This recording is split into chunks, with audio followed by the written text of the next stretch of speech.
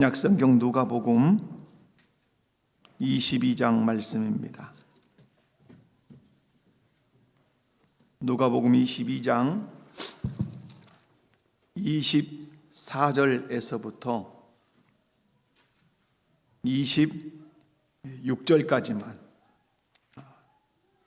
26절까지만 우리 한 목소리로 말씀의 의미를 생각하면서 24, 25, 26절 이렇게 읽습니다. 또 그들 사이에 그중 누가 크냐 하는 다툼이 난지라. 예수께서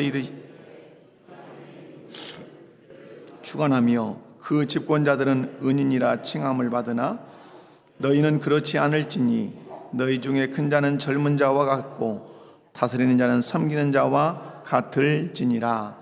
아멘. 할렐루야. 한번 옆에 분들 인사합시다. 말씀을 통해 은혜 받읍시다. 오늘 우리 유치부 교사들을 또 유치부 아이들 함께 이렇게 찬양을 했는데 참 놀라운 것은 우리 애들이 찬양도 잘 모르잖아요, 실상은. 그런데 이렇게 서 있는 것, 특별히 우리 조의 애은이 왔죠. 낯가림이 아주 심한데 아주 우리 전라도 말인가 표준 말인가는 모르겠습니다만은 많이 파급했구나. 낯가리지 않고 여기 서 있는 걸 보고 제가 깜짝 놀랐어요. 하나님께서 우리 모든 아이들에게 은혜 주시기를 원합니다. 또 다음 세대가 더 풍성하게 자라가는 그런 교회가 되기를 우리가 기도하고 또 우리 아이들을 잘 양육하는 우리 교회 학교 되기를 원합니다. 오늘 본문 말씀은 6월절 만찬을 마치고 이제 예수님과 제자들이 어디로 지금 가고 있을까요? 감람산을 향해서 가고 있습니다. 감람산이지만 예수님의 목표는 그 감람산 속에 어디? 겟세마네. 감람산이라고 하지만 그 겟세마네 동산이라고 하잖아요. 그래서 여러분, 감람산으로 가는 도중에 일어난 사건들을 기록합니다. 어떤 사건이 일어났습니까? 다퉜어요, 제자들끼리. 왜 다퉜는가? 누가 더 큰 사람이 될 거냐 하는 거죠. 여기에 대한 대답을 예수님이 또 친히 해 주시죠. 그리고 너희들이 앞으로 어떤 대접을 받을 것인지 사람들에게 분명히 너희들에게 많은 시험이 있을 거다. 그렇지만 너희들에게 하나님 나라의 그 통치권을 내가 줄 거다. 이런 말씀도 하시고, 그리고 아주 기가 막힌 말씀을 던지죠. 시몬 베드로에게 너를 사단이 밀가부로 하려고 내게 요구했다. 그러나 내가 너를 위하여 믿음이 떨어지지 않기를 내가 기도했다. 너는 돌이킨 후에, 돌이키란다는 말은 뭐죠? 뭔가 잘못을 네가 분명히 범할 거다. 근데 돌이킨 후에는 형제를 굳게 해라. 그런데 베드로는 말하죠. 무슨 말씀입니까? 제가 깡다구가 있어도 보통 깡다구입니까? 그럴 일 없습니다. 그러나 예수님 말씀하죠. 네가 닭 울기 전에 내가 나를 3번 부인할 것이다. 이런 말씀을 오늘 본문에서 하죠. 저는 오늘 본문 26절 정도까지만 살피면서 함께 은혜를 나누고 또 다음 시간에 나머지 부분을 또 살펴보기를 원합니다. 먼저 오늘 말씀을 통해서 좀 볼 수 있는 것은 은혜를 받아 누리는 사람이 되라는 것입니다. 우리가 24절을 25절을 한번 읽어볼까요? 24절 25절 시작. 그중 누가 크냐 하는 다툼이 난지나 예수께서 이르시되 이방인의 임금들은 그들을 주관하며 그 집권자들은 은인이라 칭함을 받으나. 아멘. 이 말씀을 좀 이해하려면 그 앞부분을 좀 보셔야 되지 않겠습니까? 24절을 이해하시려면 최소한 7절에서부터 23절을 보셔야 돼요. 7절에서 23절은 어떤 사건이 있는 거죠? 예수님께서 6월절 만찬을 베풀었어요. 그죠? 그래서 6월절 만찬을 베풀었다는 말은 떡을 떼어주고 잔을 드시면서 내가 너희를 위하여 찢기는 내 살이다, 내가 너희를 위하여 흘리는 언약의 새 언약의 피다, 이것을 먹어라. 그러면 영생하도록 살 것이다. 이런 메시지도 여기서 이제 주어지지 않습니까? 마가복음에 의하면 이 성만찬을 마치고 제자들의 입에서 뭐가 나냐면 찬미가 나왔어요. 그러면서 그 길을 가면서 콧노래가 막 나왔어요. 찬미라는 말은 누구를 높였다는 거죠? 하나님을 높이는 찬송을 늘 했어요. 그런데 어느 지점에선가 이 찬미는 사라지고 뭐가 일어나는 거죠? 다툼이 일어났던 거죠. 이거를 이렇게 좀 종합해서 보시면 좋겠죠. 여러분, 제자들이 입에서 이렇게 찬미가 나왔다는 말은 지난밤에 예수님이 행하신 유월절 만찬을 통해서 쉽게 짐작할 수 있는 것, 무엇을 받았다는 거죠? 은혜를 받았다는 사실을 우리는 그냥 알 수 있어요. 예수님이 던지신 메시지를 통해서 그들은 은혜를 분명히 받은 것이 분명해요. 마가의 증언에 의하면 제가 방금 말씀드린 것처럼 이들은 찬미하면서 감람산으로 갔다 이렇게 기록을 해요. 언제 여러분 찬미가 나오죠? 여러분의 입술에서 은혜가 완전히 바닥을 치고 허우적거릴 때 찬미가 나옵니까? 아니면 은혜 만땅 되었을 때 찬미가 나옵니까? 그렇죠. 은혜가 만땅일 때 찬미가 나오죠. 분명한 사실은 제자들은 이 유월절 만찬을 통해서 예수님이 진리하신 만찬을 통해서 이들은 분명히 어떤 은혜를 받은 것이 분명합니다. 예수님께서 베푸신 만찬을 통해서 주시는 은혜라고 하는 게 뭡니까? 이들이 뒤에 가서 이제 또 완전한 이해를 하게 하지만은 우리가 만찬을 통해서 받는 은혜는 무엇입니까? 예수님께서 나의 죄를 위하여 십자가에서 살을 찢기시는 거죠. 그런데 살을 찢기는데 우리 모두를 위해서 찢긴다는 사실을 가르쳐 주시죠. 그래서 그것을 무엇으로 대신해서 떼어 주시죠? 떡을 떼어서 이렇게 주시죠. 그러면서 하시는 말씀이 이 떡은 너희를 위하여 찢기는 내 살이다 하시면서 나눠주신단 말이에요. 그리고 포도주를 드시면서 하시는 말씀이 이것은 너희를 위하여 흘리는 내 피다. 그러면서 받아 마시라. 그러면서 이렇게 하죠. 여러분, 분명한 사실은 우리는 이런 성만찬, 성찬식, 이런 성찬을 통해서 반드시 무엇을 받아야 합니까? 은혜를 받아야 합니다. 은혜를 받아서 우리의 입술에서 쉼없이 나와야 되는 것은 하나님을 향한 찬미라고 하는 것이죠. 우리의 입술에서 찬미가 사라지는 이유가 그러면 뭐냐라고 하는 질문을 던져볼 수 있지 않겠습니까? 우리 입술에 찬미가 사라지는 이유가 뭐예요? 그것은 우리 안에서 은혜가 고갈되기 때문에 그렇습니다. 은혜. 여러분, 환경이 중요한 게 아니죠. 우리는 환경 탓을 많이 합니다.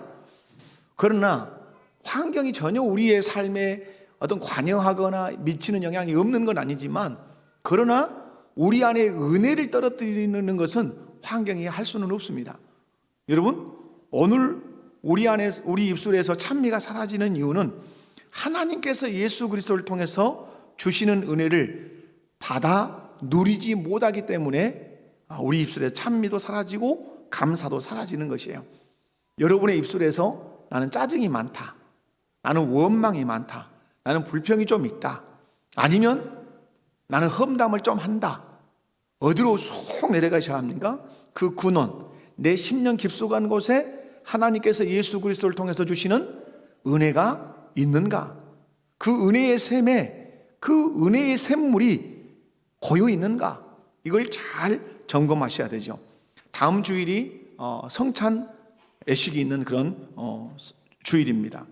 여러분, 성찬은 말씀과 기도와 함께 우리에게 은혜를 주시는 방편이죠. 우리 임직식 할 때 시찰장님, 신한식 목사님 모셔가지고 우리 임직을 받는 장로 임직자들에게 물었죠. 은혜의 방편이 무엇입니까? 이렇게 얘기하니까 우리 장로 임직자들이 대답했어요, 못했어요? 대답했어요. 저는 기뻤습니다. 네, 기쁘지요. 여러분, 알아도 모른 척하고 대답을 안 할 수 있지만 아는 건 아는 거로 대답해낸다는 것은 너무 멋지고 훌륭한 거죠. 여러분, 하나님께서 우리에게 은혜를 주시는 세 가지 도구가 있는데, 첫째는 말씀이고, 두 번째는 성례고, 세 번째는 기도죠. 이 세 가지 방법을 통해서 하나님은 우리에게 늘 은혜를 주셔요. 그래서 여러분이 말씀을 읽고 듣는 일에 집중하셔야 돼요. 왜? 하나님은 말씀을 통해서 우리에게 뭘 주시니까? 은혜를 주시니까. 그리고 기도를 통해서 우리에게 은혜를 주시죠. 기도를 통해서 은혜를 주신다는 말은 우리가 기도할 때 하나님은 우리에게 응답하신다는 사실. 우리가 기도할 때 하나님이 응답하신다는 말은 하나님은 살아계셔서 우리의 기도를 들으실 뿐만 아니라 그 기도에 응답하실 만한 실력이 있으신 분이란 말이에요. 그게 전능함이에요. 못 들어줄 것이 없다 이 말이죠. 그리고 하나가 뭡니까? 성례예요. 성례는 세례와 성찬이죠. 세례를 베풀므로 하나님이 그 세례 베푸는으로 그 사람에게 은혜를 주시고 세례를 베푸는 것을 범으로 말미암아 우리에게 은혜를 베풀어 주십니다. 뿐만 아니라 성찬은 두 가지로 구성되어 있죠. 떡과 포도주. 떡은 예수님이 찢기신 살, 포도주는 예수님이 흘리신 피를 기념하죠. 그 떡을 떼면서 그 포도주 잔을 들면서 예수님이 나의 죄를 위해서 살을 찢기셨다. 예수님이 나의 죄를 용서해 주시기 위해서 피를 흘리셨다.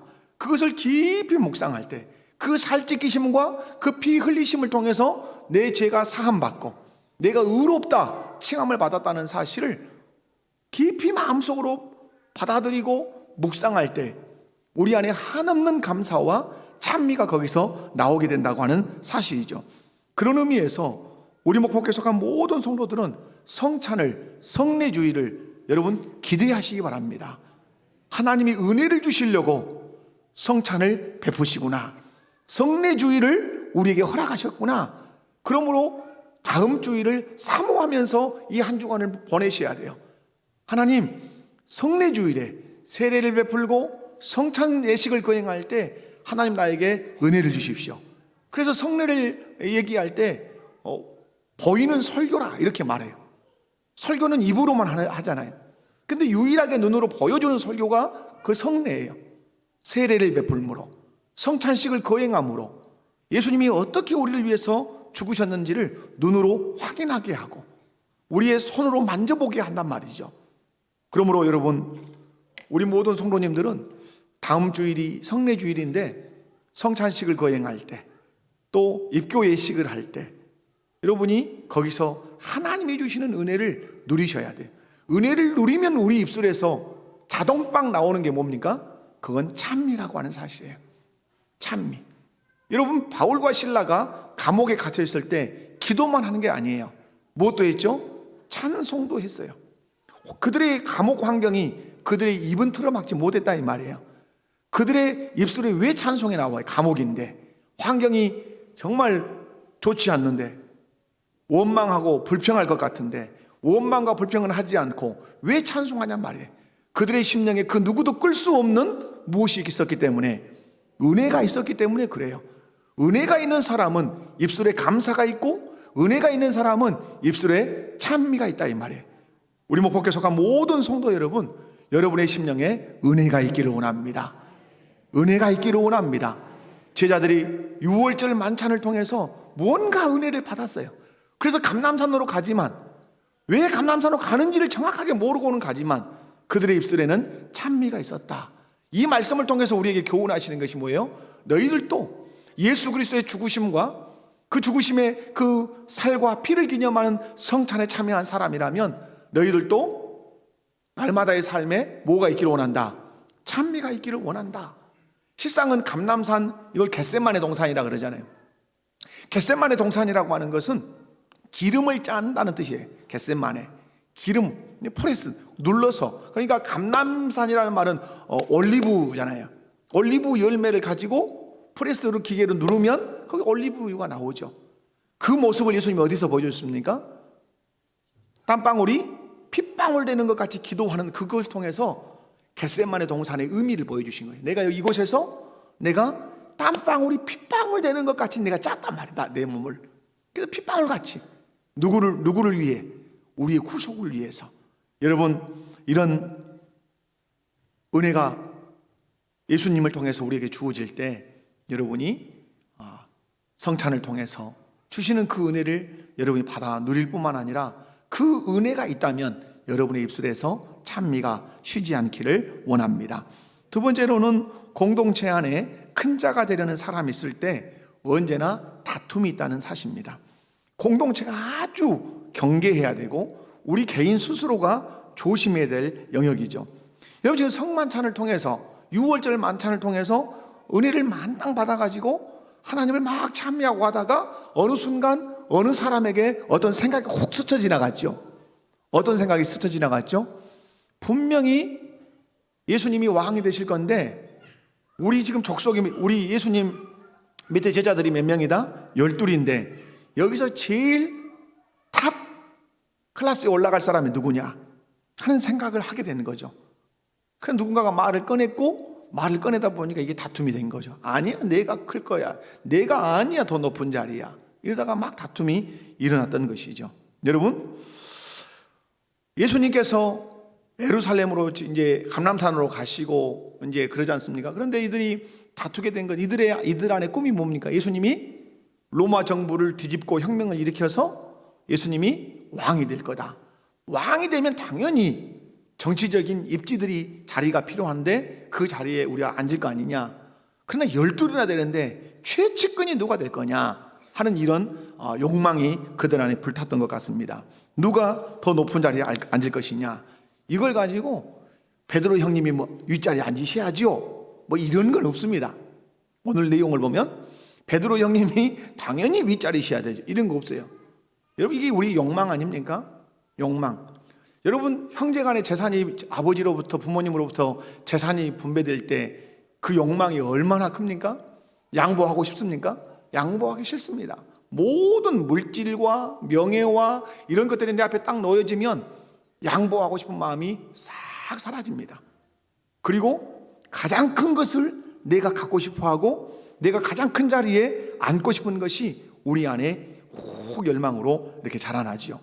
지금 제자들이 예수님을 따르기는 하지만 아직도 이들은 세상의 가치관에 그대로 물들어 있는 것을 보지요. 여러분, 공동체의 다툼이 언제 일어나는가? 오늘 여기서 찾아볼 수 있죠. 공동체의 다툼은 언제 일어난다고요? 그 속에 큰 자가 되려고 하는 열망을 품은 자들이 있을 때는 반드시 다툼이 일어납니다. 예수 그리스도를 머리로 한 교회입니다. 우리 교회가 믿으시죠? 이 교회의 머리는 누구시죠? 예수. 이건 수없이 기도하면서 고백해야 합니다. 이 교회의 주인은 누구시죠? 예수 그리스도이십니다. 그런데 예수 그리스도를 머리로 한 그리스도의 몸된 교회 안에 있어서는 안 될 것이 무엇입니까? 한마디로 얘기하면 다툼입니다. 다툼 없어야 되죠. 그런데 우리가 어릴 때부터 교회 생활을 이렇게 이 교회 공동체, 저 교회 공동체, 지상의 교회 공동체를 섬기다가 여러분이 지금 우리목 복교회에 앉아 계십니다. 우리목 복교회에서 쭉 자라오신 분도 계시고, 저는 삼양교회를 거쳐서, 그죠? 또 노아업교회를 섬기고, 천혜교회도 섬기고, 이런 교회 공동체를 섬기다가 지금 우리목 복교회에 이렇게 있습니다. 결국 우리는 지금 우리목 복교회라는 공동체에 속해 있어요. 근데 여러분이 자라오시면서 교회 안에 다툼을 보지 않으신 적 있으십니까? 뭔가 갈등이 없다, 이런 걸 보지 않으신 적 있습니까? 여러분, 예수님을 머리로 하고 예수님의 몸된 교회가 왕왕 갈등이 있고 다툼이 있는 걸 발견을 하게 됩니다.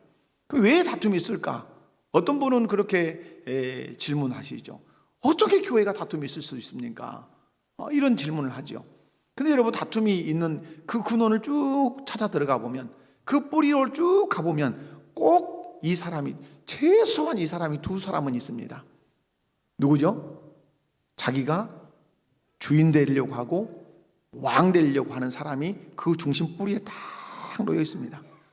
이 사람은 조종도 잘합니다. 안 하는 것처럼 하지만 사람들을 움직여서 조종을 합니다. 그리고 자기가 원하는 뜻을 펼치려고 하죠. 그런데 자기가 원하는 가장 큰 뜻은 뭐예요? 자기가 탑이 되는 거예요. 이 사람이 있을 때는 언제나 교회는 다툼이 쉬지 않습니다. 여러분, 가정 공동체에서 왜 남편과 아내가 쉼 없이 다툴까요? 다른 게 아니죠. 가정의 권위 체계와 권위 질서를 배우지 않은 것이에요. 권위 그러면, 요즘 페미니즘이 이제 이렇게 있어서 권위 그러면 여자분들이 아주 닭살돋아 하시는 부분이 있어요. 그러나 우리는 기억하셔야 합니다. 우리는 그리스도인입니다. 그리스도인이라면 성경이 제시하는 원리에 순응하셔야 합니다. 근데 성경을 보면 근본적으로 하나님은 권위 체계를 가지고 계십니다. 성부, 성자, 성령 삼위 하나님이 동등하시고 영광과 권능이 동등하신 하나님이시지만 사역을 하실 때는 권위 체계를 딱 가지십니다. 성부가 계획하시고 성자 예수님이 계획한 것을 성취하시고, 성령 하나님이 성부가 계획하고 성자가 성취한 그것을 우리에게 적용하시는 일들을 이렇게 하십니다. 그러나 결코 그 삼위 하나님은 다투지 않습니다. 모든 영광을 서로에게 돌리십니다. 사랑하십니다. 존중하십니다. 그 공동체를 가정 안에서 이루라고 말씀하시고 교회 안에서 이루라고 우리에게 가르쳐 주십니다.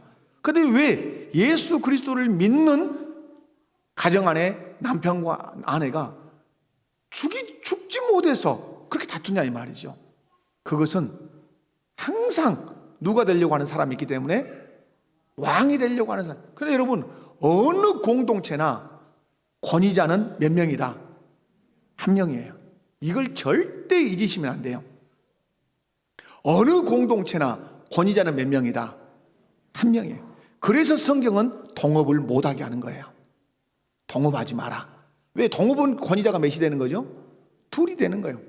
둘이 되면 아무리 그들이 잘하려고 해도 마지막에는 갈라서게 돼 있어요.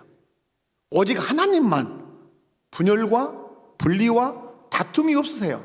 우리 인간은 욕망이 있기 때문에 서로가 권위자의 자리에 앉으면 다투게 돼 있어요. 자기 관점이 있고 자기가 취하려고 하는 어떤 목표점이 있기 때문에 다투게 돼요. 그래서 여러분, 가정에도 권위자는 한 명뿐이에요. 가정의 권위자는 누구죠? 남편이에요.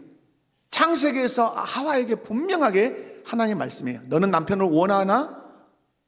너는 남편을 원하나? 남편이 너를 다스릴 것이니라. 그 남편을 원한다는 말은 뭐예요?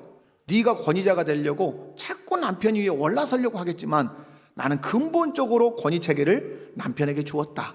그러면 남편이 너를 다스릴 것이다. 그렇게 말씀해요.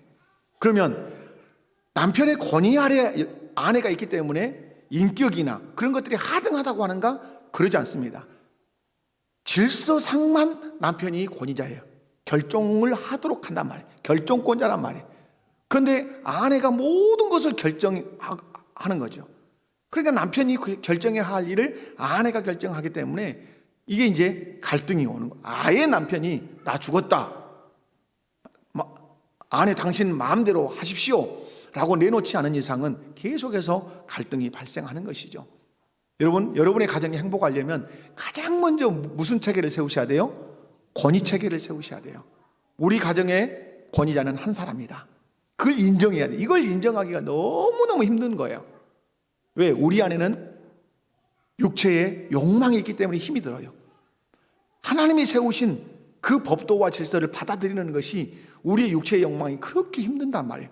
그러나 여러분, 항상 말씀을 드리지만 받아들이기 전에는 너무 그걸 받아들이기가 힘들지만 받아들이고 나면 어떤 것이죠? 우리 안에 평안이 와요. 왜? 하나님이 제시하신 원리이기 때문에 받아들이기만 하고 순종하기만 하면 거기에 평안이 온단 말이에요. 그러므로 여러분, 기억할 것, 공동체에는 권위자는 늘 언제나 몇 사람이다? 한 사람이다. 여러분이 우리 목포교회를 섬길 때 우리 목포교회 권위자는 이정태 목사 한 사람뿐이에요. 그죠? 하나님이 그렇게 세워놓으셨단 말이에요. 둘도 될 수 없고 셋도 될 수 없어요. 그래서 여러분이 하나님 앞에 서면 하나님이 질문해요. 너의 권위자는 누구였냐? 이렇게 질문해요. 어느 공동체에 몸담았던지. 왜 그 질문을 하시죠? 하나님이 그 권위자를 통해서 하나님이 일하시기 때문에 그래요. 그러므로 잘못된 권위자를 섬길 때는 하나님이 거기에 대해서 책망하시죠. 그럼 물어보시는 거죠. 가정에서 네 가정에서 누가 권위자였느냐? 너는 누구를 권위자로 인정했느냐? 이걸 질문하시겠죠. 교회에서도 동일하죠.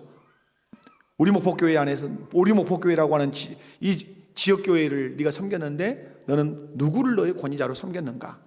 네가 합당하게 인정한 권위자를 네가 섬겼냐? 네가 섬기고 싶은 권위자를 섬겼냐? 이 질문을 던지시겠죠. 여러분, 교회 안에 다툼이 어디서 발생하는가? 어디서 다툼이 발생한다고요? 큰 자가 되고 싶은 열망을 가진 자들이 있을 때 반드시. 근데 이 다툼을 일거에 없앨 수 있는 방법을 예수님이 말씀하죠.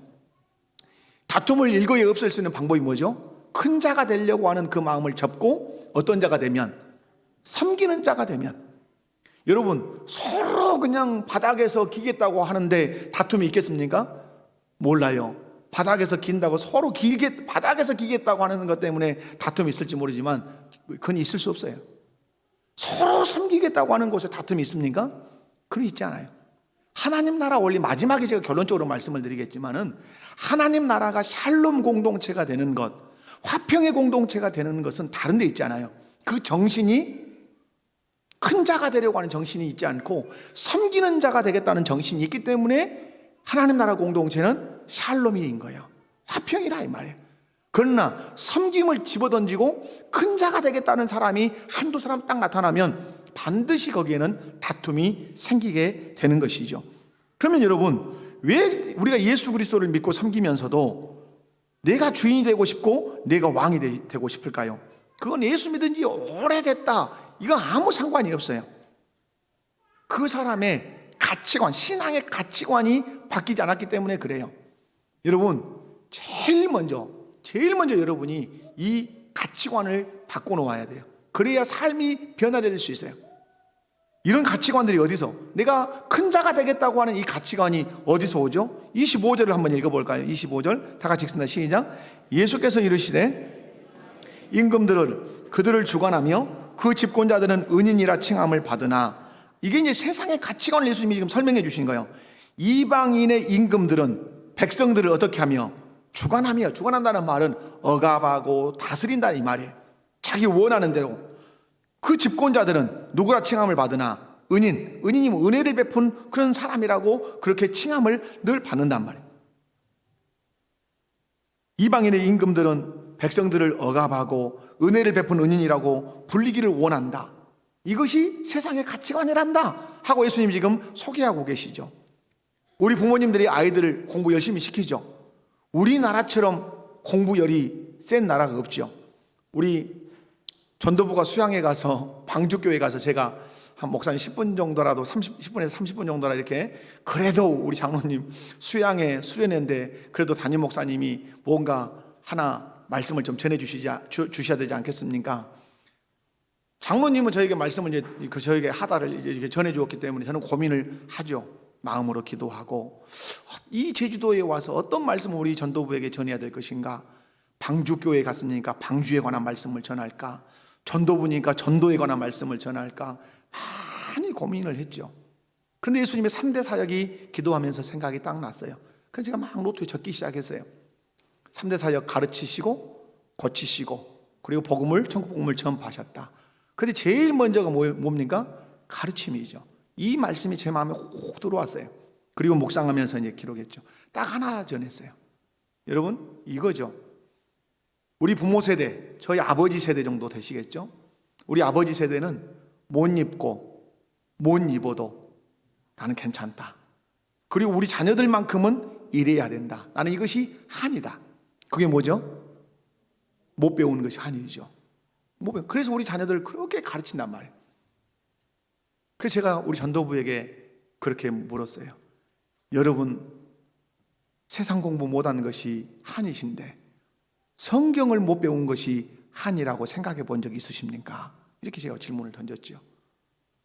예수 믿는 것은 공부하는 것이다. 예수 믿는 거 뭐 하는 거예요? 어미어미 학교에, 세상에서 공부하는 게 징해 죽겠구만, 교회에 와서도 공부하라고 한다고. 그거 아니죠. 그래서 제가 이렇게 말씀을 드렸죠. 성경 책입니다. 성경 뭐라고요? 책. 이 안에는 수없는 글자 그리고 문장으로 팔자를 박아서 기록한 하나님의 말씀인데 책으로 주셨어요. 책으로 주었다는 말은 읽고 뭐 하라고 준 거예요? 공부하라고 준 거야. 근데 우리는 세상 공부 못하는 것에 대해서는 한이 맺혀 있는데, 우리 성도들 안에 희한한 것이 뭐예요?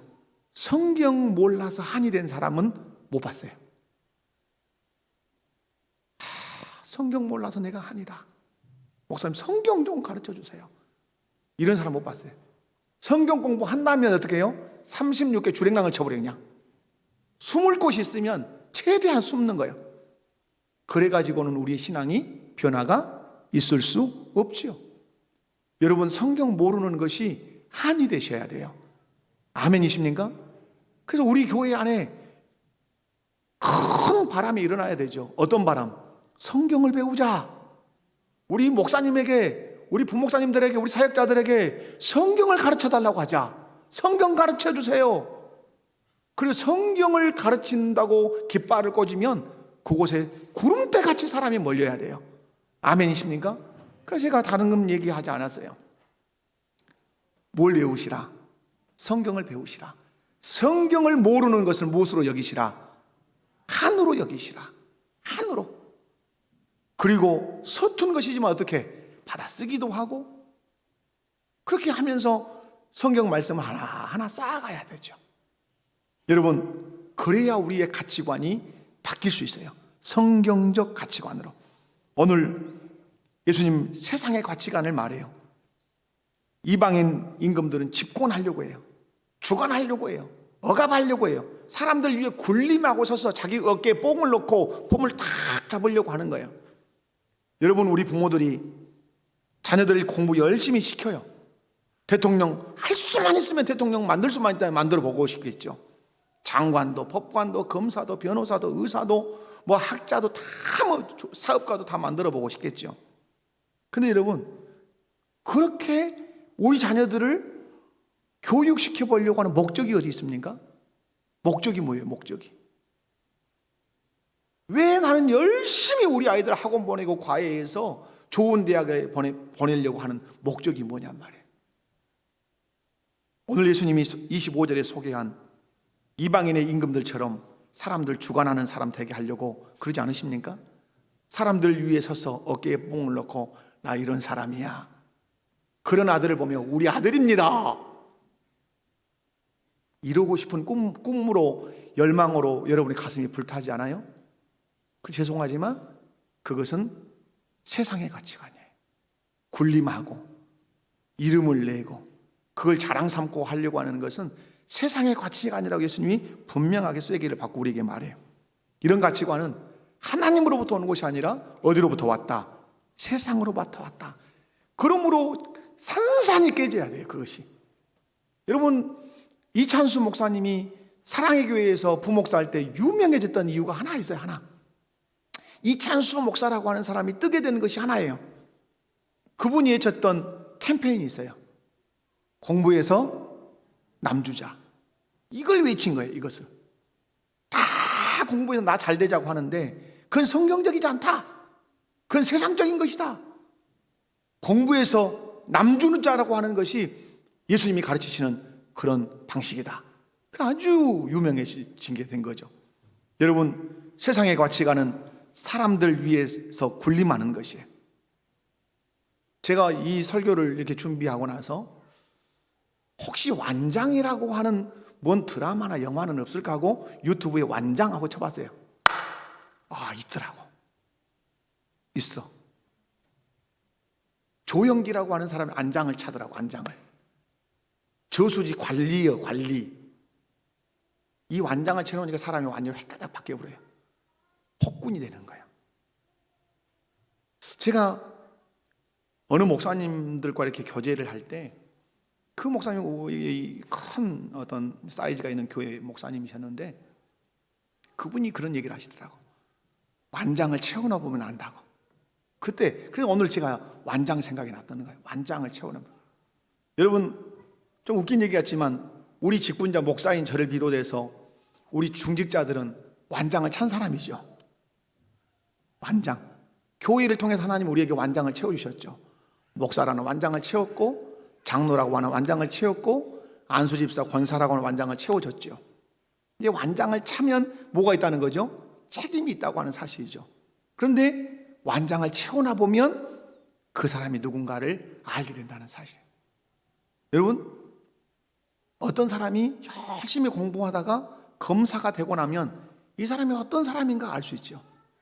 이 사람이 돈이 없다가 돈이 많아지면 그때부터 자기가 어떤 사람인가가 드러나죠. 완장을 차면 자기 본색을 싹 드러낸다고 하는 사실이에요. 우리 직분자들이 완장을 찼어요. 이제 여러분의 면면이 드러날 거예요. 그죠?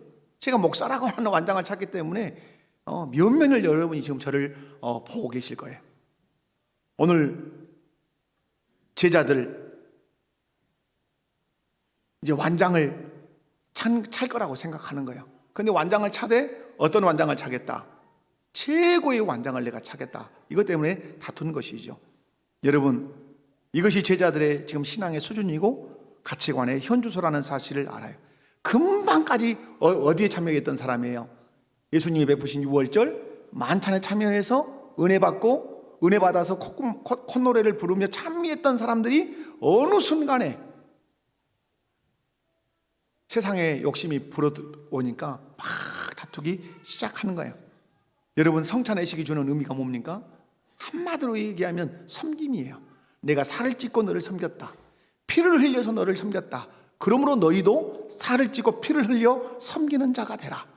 이것이 하나님 나라 공동체의 존재 방식이다. 예수님이 그렇게 일갈하시는 것이 성찬식이다 이 말이에요. 그런데 제자들은 이 성찬에 대한 그 정신을 전혀 생각하지 못했죠. 영향력을 끼치지 못했다 이 말이에요. 이것이 어찌 제자들의 얘기뿐이겠습니까? 우리가 함께 예배를 드려요. 얼마나 많은 예배를 드립니까? 예배를 드리면 드린 만큼 우리는 실상은 어떠해야 될까요? 변화되어야 합니다. 예배를 드리면 드린 만큼 우리는 어떠해야 돼요? 변화돼요. 마치 이런 것과 같아요. 어떤 큰 원형의 돌을 놓고 계속해서 조각가가 정을 대고 망치질을 하는 것 같은 그런 것과 같아요. 우리는 우리의 모습 그대로를 가지고 예배 가운데 나와요. 하나님께서는 이 강단에 서 있는 이정태 목사가 증거하는 말씀의 정을 통해서 우리를 쪼아내십니다. 그래서 원한 것들은 다 쪼아내고 쪼아내져서 점점 주님이 원하시는 어떤 조형물이 되는 것이죠. 누구 닮는? 예수님 닮는 그런 사람이 되는 것이죠. 그러므로 예배를 드리면 드릴 때마다 내 원한 것들이 말씀을 통해서, 기도를 통해서 깎여져야 되는 것이죠. 신앙의 연조가 길어지면 길어진 만큼 우리는 변화를 많이 보여야 되죠. 근데 우리 안에 고민이 무엇입니까? 신앙생활을 5년 한 사람이나 신앙생활을 30년 한 사람이나 변화의 모습을 찾아보기 힘들다는 것이에요. 저는 단언합니다. 왜 5년 한 사람이나 10년 한 사람이나 변화의 모습이 잘 안 보이지 않을까? 그것은 주권의 문제입니다. 왕 문제라 이 말이에요. 내 마음의 중심의 왕이 누군가를 분명하게 하지 않아요. 그리고 삶의 원리 문제예요. 삶의 원리. 예수 그리스도의 명령을 삶의 원리로 삼고 살지 않아요. 이스라엘 백성들은 율법이라고 하는 것을 철저하게 붙들고 살았어요. 심지어 그래서 어떤 사람이 됩니까? 외식주의가 되는 거예요. 자기 심령 안에는 없는데 껍데기만 남아있는. 근데 우리는 그 둘도 안 되는 거예요. 어떤 의미에서. 여러분, 여러분의 주권자가 예수님이셔야 합니다. 그리고 여러분의 삶의 원리가 늘 말씀이어야 합니다. 말씀으로 나를 살피고 또 살펴서 잘못된 것들은 깎아내고 또 깎아내고, 깎아낼 때 얼마나 그것이 아픔이 있습니까? 가정에서 남편을 권위자로 세우는 것이 쉽습니까? 너무너무 이게 힘들고 아픔이죠. 그럼에도 불구하고 우리가 예배를 드리면서 말씀을 받을 때 그 말씀을 통해서 나를 쪼으시는 그 하나님 앞에 나를 내어드리면 나는 변화되는 것이죠. 성찬식 여러분이 참여한 만큼 또 이렇게 깎여 나가서 만들어져야 되는 것이죠. 예수님 제자들 3년 동안이나 집중교육을 예수님께 받았지만 여전히 그들의 가치관은 세속적이었다고 하는 사실이죠. 여러분, 말씀을 정리하면 그렇습니다. 하나님 나라의 가치관은 무엇입니까? 섬김이에요. 26절을 보면 26절 다 같이 한번 읽어볼까요? 시작. 너희는 그렇지 않을지니 너희 중에 큰 자는 젊은 자와 같고 다스리는 자는 섬기는 자와 같을지니라. 아멘. 너희는 그렇지 않을지니, 너희는 그래서는 안 된다. 세상 사람하고는 달라야 된다. 이렇게 말씀해. 하나님의 처음 사역과 처음부터 끝까지 모든 사역은 한마디 섬김이에요. 여러분, 하나님이 천지 만물을 다 만드시죠. 왜 만드셨습니까? 섬김이에요. 누구를? 아담과 하와. 만들어 놓고 아담과 하와를 그 에덴 동산에 들여놓고 외치시는 말씀이 무엇입니까? 행복하게 잘 살아라. 섬김이 조금도 부족함이 없이 만물을 창조하시는 거예요. 여러분, 아담과 하와에게 경작하라고 말해요. 경작하고 지켜라. 그 경작이라고 하는 히브리어 아바드라고 하는 단어가 섬긴다는 뜻이에요. 그러니까 이 성경이 땅을 갈고 뭔가 씨앗을 뿌릴 때 어떤 마음으로 땅을 갈고 씨앗을 뿌려야 되는 거죠? 섬기는 거예요. 섬김. 여러분, 예수 그리스도를 아버지 하나님께서 보내십니다. 어떤 마음으로 보내시는 거죠? 우리를 섬기심이에요. 예수님께서 십자가에 못 박혀 죽으십니다. 무덤에 묻히십니다. 그 행위는 다 어디서 나온 거죠? 우리를 향한 섬김이에요. 그러므로 하나님 아버지의 모든 사역은 처음부터 끝까지 어떤 사역입니까? 섬김이에요. 그러므로 교회 안에 아주 무르익어야 할 그 정신이 무엇입니까? 섬김의 정신이에요. 섬겨줘야 되는 거예요. 섬겨줘야 돼. 우리 아이들이 어떤 교육을 받을 때 오늘 제가 우리 유초등부 아이들이 시험 쳤다는 얘기를 들었어요. 시험을 치렀다. 어떤 시험? 1월 달부터 10월 달까지 매달마다 읊조리는 말씀을 암송해서 쓰는 것. 그래서 100점짜리가 100점 이렇게 해서 4명 이렇게 나왔다는 얘기를 들었어요. 그럼 100점 4명의 박수를 보내고 싶지는 않아요. 50점 맞았어도 그 안에서 아주 피눈물 나게 했지만 50점 맞은 친구가 있단 말이에요. 교회는 결과에 대한 박수도 보내야 되지만 그 점수를 내지 못했지만 피나게 노력한 아이들이 있단 말이에요. 다 볼 줄 알아야 돼요. 그래야 그 아이들이 낙심하지 않을 수 있어요. 교회도 100점만 박수 친다. 그러면 아이들은 낙심해요. 절망하죠. 절대평가를 해버리기 때문에, 상대평가를 하기 때문에 절망하죠. 그런데 제가 이렇게 애들 가정마다 이제 얘기를 들어보면, 막 오늘 또 얘기 들어보니까 우리 딸은 그거 애우려고 눈물 막 울면서 테레비 보고 싶은데 이걸 안 쓰고 안 애우면 테레비 안 보여주니까 막 찌직 울면서 했다 이 말이에요. 그런데 1등 택도 없이 못 받았다 이 말이에요. 그러면 그 아이의 수고와 그 아이의 노력과 그 아이의 땀방울은 무시해도 되는가? 그렇지 않죠. 그래서 제가 우리 사역자에게 말했어요. 애우기는 했는데 쓰기는 못하는 아이도 있다. 그러면 또 애워보기도 하자. 왜 제가 그런 말을 하냐면 장로고시를 노예에서 이렇게 치러요. 장로고시. 그러면 제가 이번에 고시 문제를 목사고시와 장로고시 문제를 이렇게 냈는데 제가 감독관으로 이렇게 고시를 치러요. 그럼 시골에서 오신 장로님들이 볼펜을 잡고 가만히 계실 때가 있어요. 그러면 제가 가서 옆에서 이렇게 설명을 해요. 쓰시라고. 그러면 쓰시죠. 이렇게. 제가 이제 그래도 목포 제1로에 처음부터 끝까지 지금 태생 아니에요. 제가 아주 토백입니다. 목포 제1로의 토백이. 그리고 제가 이제 우리 노예 안에서 어떤 그 순번으로도 적은 순번은 아닌 것 같기도 해요. 고시부에 이렇게 들어서 늘 생각하는 게 그거예요. 농촌에서 낫질하고 삽질하다가 장로 피택 되신 분들은 쓰기가 너무 어려운 거예요. 정리하기가. 그래서 제가 제안하는 것이 있는데 그 제안이 받아들여지지는 않았어요. 구술, 물어보고 답하고 그것을 시험관이 체크해서 합격 여부를 말하도록 하자. 배려하는 것이죠. 여러분 이제 초등학교 1학년 아이들은 외우기는 했지만 쓰는 거 받침이 틀리면 오늘 얘기 들어보니까 개를 거의로 쓰거나 그러면 무조건 가차 없이 그거다 하더라고요. 아주 냉혹한 점수죠. 그러나 또 하나 살펴야 되는 건 뭐죠? 완전하게 외웠음에도 불구하고 아직 글쓰기가 제대로 되지 않은 아이들, 그들을 향한 그러니까 교회는 소없는 배려를 해야 하는 것이죠. 여러분 다른 얘기는 아닙니다. 여러분 성경이 우리에게 가르치고 하나님이 우리에게 가르치시는 그 하나님의 정신은 무엇입니까? 섬김입니다.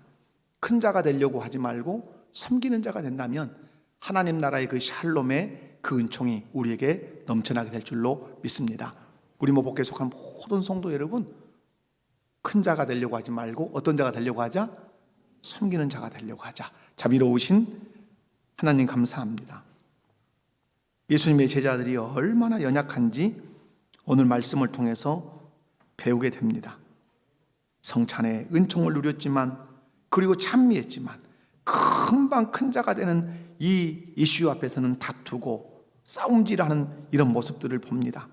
그럼에도 불구하고 예수님은 그들을 내치지 아니하시고 하나님 나라 원리는 섬기는 것이라고 가르쳐 주시고 훗날에 너희가 또 내가 너희를 가르쳤듯이 가르치는 사람이 되어야 된다고 그렇게 따독이시면서 그들을 이끌고 가시는 것을 봅니다.